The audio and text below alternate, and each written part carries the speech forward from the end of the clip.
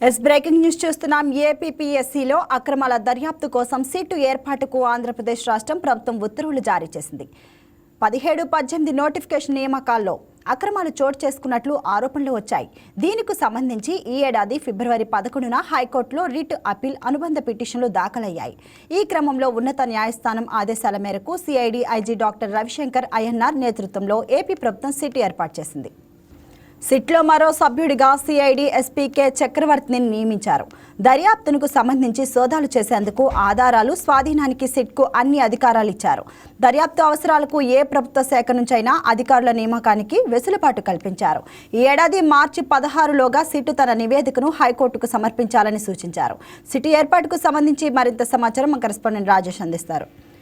రాజేష్, చెప్పండి. ఏపీఎస్సీలో అక్రమాల దర్యాప్తు కోసం సిట్ ఏర్పాటుకు ఆంధ్రప్రదేశ్ రాష్ట్ర ప్రభుత్వం ఉత్తర్వులు జారీ చేసినట్లు మనం చూస్తున్నాం. దీనిపై మీ దగ్గర ఉన్న మరింత సమాచారం ఏంటి? సిట్ ఏర్పాటుకు సంబంధించి మరింత సమాచారం మా కరెస్పాండెంట్ రాజేష్ అందిస్తారు. రాజేష్, చెప్పండి. దీనిపై మీ దగ్గర ఉన్న మరింత సమాచారం ఏంటి?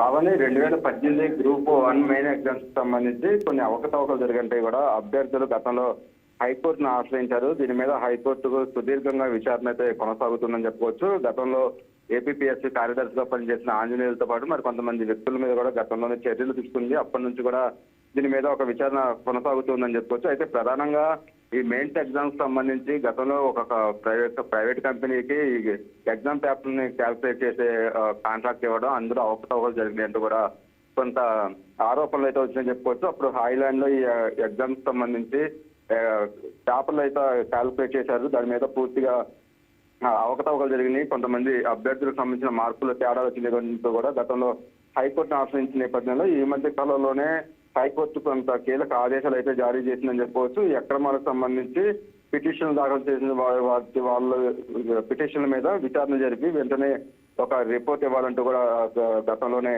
ఒక ఆదేశాలు అయితే ఇచ్చిందని చెప్పుకోవచ్చు. అయితే డీజీ స్థాయి అధికారితో సిట్ ఏర్పాటు చేయాలంటూ కూడా మొన్న రీసెంట్ గా 11వ తారీఖున ఏపీ హైకోర్టు కీలక ఆదేశాలు అయితే జారీ చేసింది. ఈ కేసుకు సంబంధించి పూర్తిగా బయట రాష్ట్రాలకు సంబంధించిన ఫోరెన్సిక్ సంబంధించిన నిపుణులతో కూడా వాళ్ళ అవసరమైతే వాళ్ళ సహాయం కూడా తీసుకోవాలంటూ కూడా హైకోర్టు అయితే ఆదేశాలు ఇచ్చిందని చెప్పుకోవచ్చు. ఈ పత్రాలు ఏదైతే ఎగ్జామ్స్ సంబంధించిన పేపర్స్ ఏదైతే ఉన్నాయో ఆ పేపర్స్ ని జాగ్రత్తగా ఉంచారా లేదా అనేది కూడా ఏపీఎస్సీ దగ్గర నుంచి ఒక క్లారిటీ తీసుకోవాలంటూ కూడా ఆదేశాలు జారీ చేసింది. దీంతో పాటు ఆ తారుమారు అయిన కొన్ని ఎగ్జామ్ పేపర్లు తారుమారు అయ్యాయంటే కూడా కొన్ని ఆరోపణలు వచ్చింది.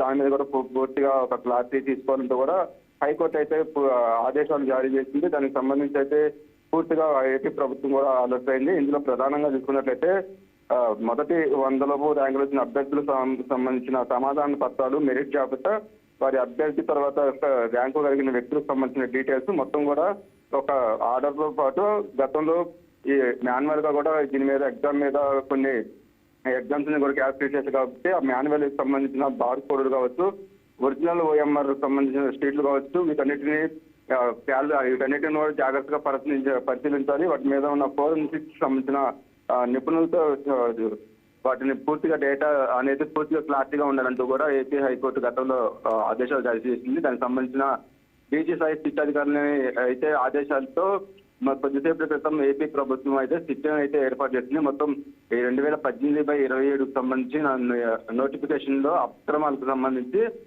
గత 11వ తారీఖున ఆదేశాల మేరకు కూడా సిట్ ఏర్పాటు చేసింది. సిట్ కు సంబంధించి CID chief doctor Ravishankar Ayyannar. Please subscribe to YK TV Network. Please subscribe to YK TV. Please watch YK News.